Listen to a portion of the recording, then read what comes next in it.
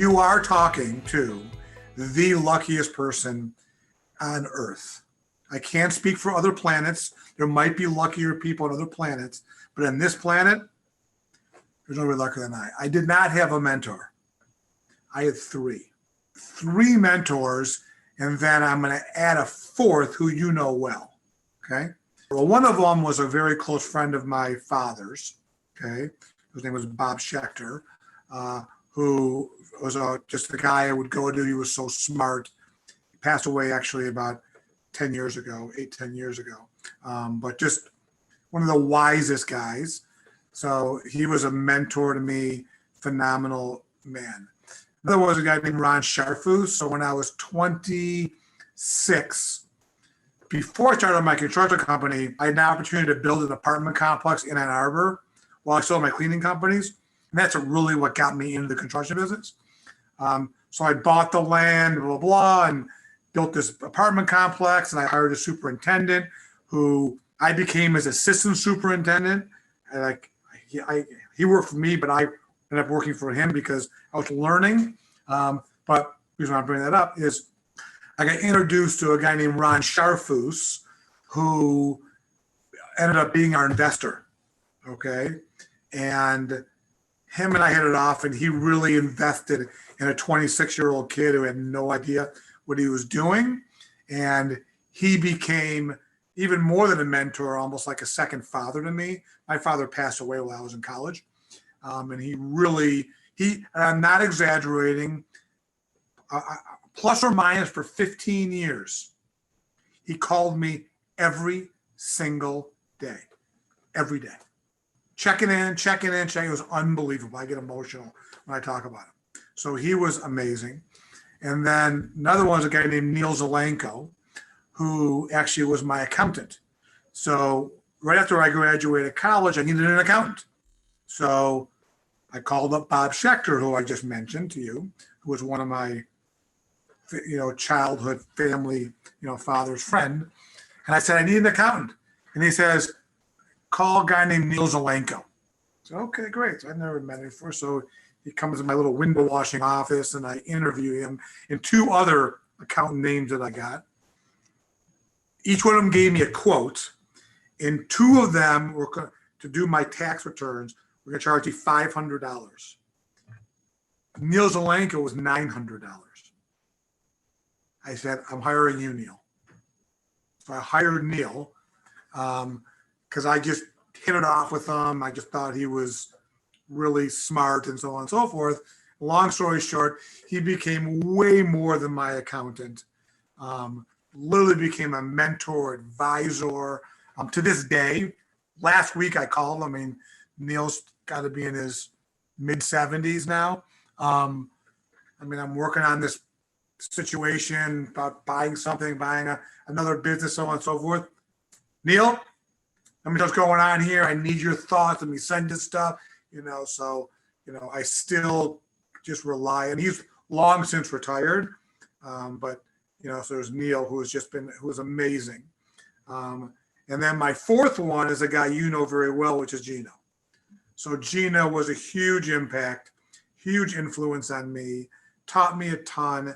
And to this day, I still meet and talk to Gino on a regular basis, and love his input and so on and so forth. So Gino's been a very, very, very influential person. So I say I'm the luckiest guy in the world because I really got four. I networked, and I've never been, afraid of asking. All I can do is say no. So, LinkedIn, friends of friends of friends. My mentor and advisor group has evolved as I have evolved. But, in the very beginning, it might have even just been a banker or chamber of commerce or folks that I knew where a woman had started their own business, and BNI networking groups, right? And, as I started franchising, I, with intentionality, went on everybody on LinkedIn and said, does anybody know Gloria Jean or Seattle Sutton?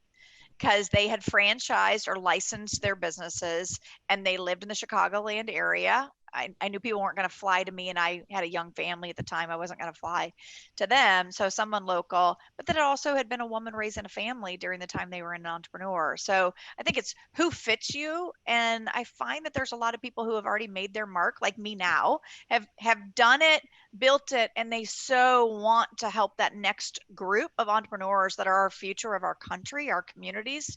And it's about giving back now, continuing to grow, but giving back. And I found that there were people who were looking to do the same thing when I was coming up and through.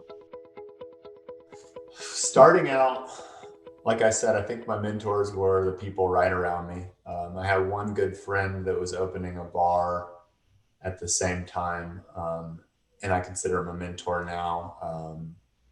I think we just like talking about ideas. Fairly quickly, though, I fell in love with a brand called Zingerman's, and they have a training course called Zing Train. And we went up there in 2013 and I really looked up to Ari and Maggie as leaders there. And they've been both knowingly and unknowingly mentors to me over the years as well. I had people I looked up to, and certainly I've always looked up to my dad. He, gave great business advice. I have some other, corporate leaders that were close friends of mine that I, admired their success. So I don't know necessarily anybody in my business that really helped me transform my business, but others outside of my business. How I ended up connecting with Gino was I was in YPO for many years, and a couple of people in my YPO forum group recommended Gino. And then I ran into a couple of people that were really emphatic how he transformed their business. And so that's how it started. It's been almost 6 years now. I did not have a formal mentor, but I was fortunate enough to join an organization called EO, Entrepreneurs Organization, which I know Gino was actually one of the founders of the Detroit chapter. Coincidentally, I actually met Gino through EO. So that helped me tremendously. And that gave me a group of people to really be a sounding board as an owner of a business with other owners, so I could discuss difficult topics that are even difficult to discuss with your spouse and things like that. And also, I wouldn't say Gino is a mentor. He's more of a role model to me. So I think he kind of plays that role. I look up to a lot of what he's done.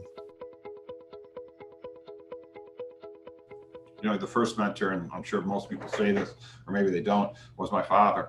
So he helped us when we were doing the striping business, not with money, but with guidance. And he was an entrepreneur guy, not an entrepreneur, but he ran a small business himself. But I also realized at a very, very young age that I was going to pass it real quick. So, I remember when I fired, we had his CPA firm, but they always looked at me as, a son, not as who I was. My dad's name was Sid. So I was always Sid's son.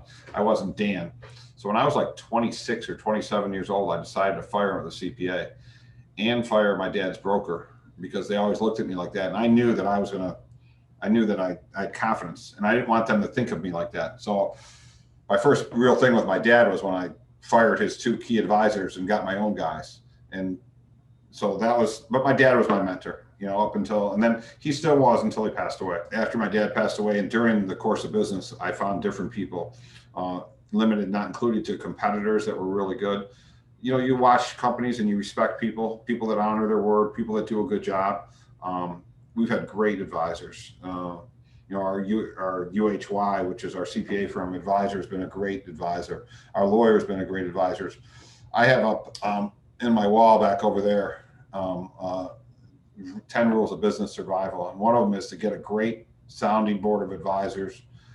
And the next rule is don't listen to them. So go with your gut, and I've always done that. I've listened to everybody, but I've made my own decisions.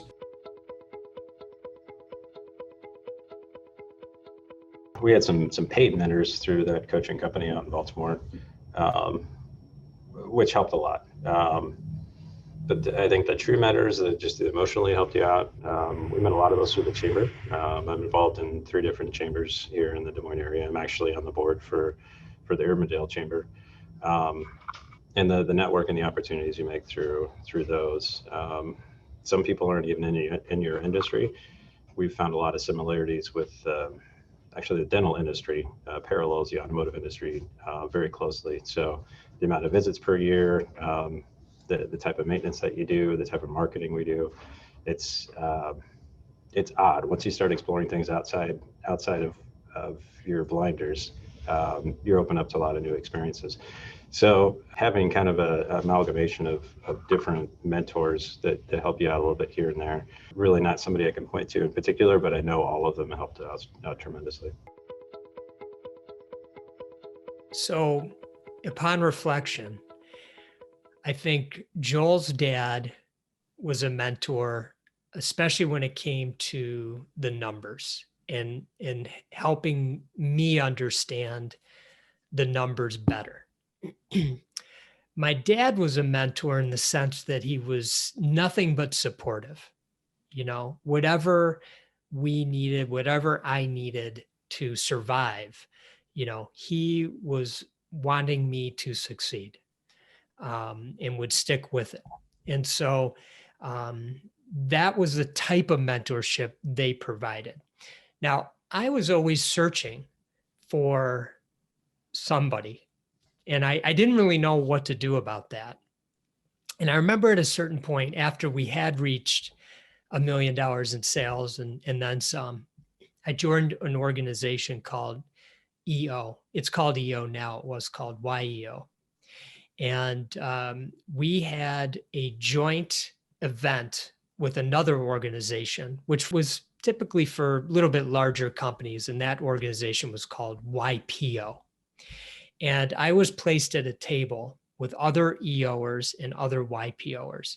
And there was a man there who was had a large auto supply company, auto manufacturing company. And we had to go around and do an exercise together. And it had to do with how we treated employees when things were challenging. And he was explaining how he would go down to the shop floor and he would get in people's faces and he'd be swearing at them and explaining to them that they better do this way or that way and, you know, get going. And, you know, that was his method. And I remember I was very discouraged after that experience, after I left the organization, because I always looked up to YPOers. And I thought to myself, I don't know if I'm cut out to be an entrepreneur. I can't operate like that. I'm not that way. It's not within my personality. And, you know, I just don't know if I can make it. So there was a glimpse of what I thought somebody would be as a mentor. And I felt sort of, I wasn't attracted to it. But I will say that when we had a circumstance that brought us to meet Gino Wickman, and he began teaching us what is now called the EOS process, Gino really became a mentor in the sense that he helped me understand all the components that were important to run a successful and healthy business and how they all worked together. And he gave me the confidence that you didn't have to be that sort of person. And so I felt re-energized through that. Later, after I had worked with Gino for a number of years, I read a book called Small Giants. And I started to learn about these companies that were people-focused, people before profit. And it wasn't that they weren't profitable. Actually, they were more profitable than their others in their industries, as it turned out, by being people-focused first. And I started to feel like that makes sense to me. That being a servant leader made sense to me. And so I started to meet people like the author of the book, Small Giants, Bo Burlingham. I started to meet people like Jack Stack, who authored a book called The Great Game of Business. which teaches financial literacy, which outlines how to teach financial literacy to your employees. I met Ari Weisweg, who is the CEO of the Zingerman's Community of Business. Paul Spiegelman, who is the founder of the Small Giants Community and had a culture first business called Barrel, and so many others along the way, who really taught me how I could build on this foundation that Gino really got in place for us, and really focus on being a company with a strong culture, people first, and really fit within my personality.